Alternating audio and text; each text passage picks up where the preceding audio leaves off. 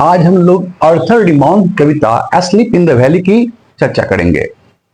Arthur demand की कविता asleep in the valley में एक युवा सैनिक की तस्वीर है जो एक छोटी हरी घाटी में शांति के बीच आनंद पूर्वक सो रहा है।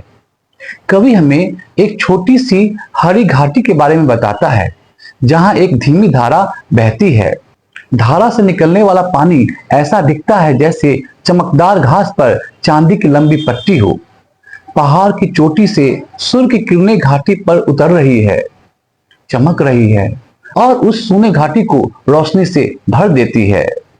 यहाँ एक बहुत ही युवा सैनिक मुंह खोले लेटा है। उसके सिर के नीचे फर्न कांटेदार पौधे हैं। कांटेदार पौधे से बना एक तकिया है। उसका बिस्तर घनी झाड़ियां हैं। वह घने जंगल में लेटकर सो रहा है।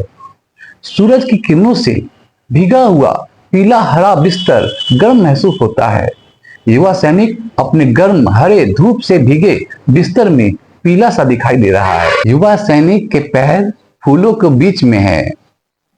वह फूलों के बीच अपने पैरों के साथ सो रहा है और उसके चेहरे पर एक शिशु की तरह मुस्कान है। उसकी मुस्कान कोमल है और उसमें कोई छल नहीं है। उसकी मुस्कान कोमल, बिना किसी तरह के धोखे या छल कपट के है। कवि प्रकृति से युवा सैनिक को गर्म रखने के लिए कहता है। कवि प्रकृति से युवा सैनिक को गर्म रखने के लिए कहता है क्योंकि उसे डर है कि उसे खुली हवा में सर्दी लग सकती है। वह प्रकृति से उसे गर्म रखने के लिए कहता है क्योंकि उसे ठंड लग सकता है। उसके आराम में किसी भी प्रकार के, किसी भी वजह से खलल नहीं पड़ना चाहिए, परेशानी नहीं आनी चाहिए। इसलिए वह गुनगुनाते कीड़े से कहता है कि उसके आराम में खलल नहीं डाले क्योंकि वह चैन से सो रहा है। युवा सैनिक अपनी छाती पर एक हाथ रखे हुए सूरज की रोशनी में शांति से सो रहा है। वह अपनी छाती पर एक हाथ रखकर धूप में शांति के साथ विराजमान है। लेकिन उसके शरीर के एक तरफ दो लाल छेद दिखाई देते हैं।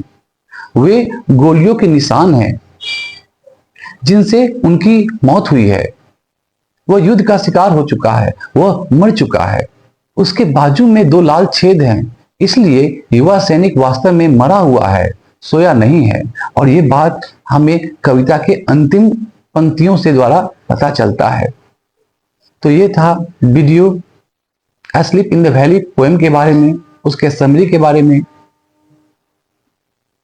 जो इसे आर्थर रेमंड ने लिखा है। आशा करता हूं इस वीडियो के द्वारा आपको ये कविता समझ में आई होगी। हमारे चैनल को सब्सक्राइब कीजिए और इसे फॉलो और लाइक करना भी ना भूले। धन्यवाद। जय हिंद।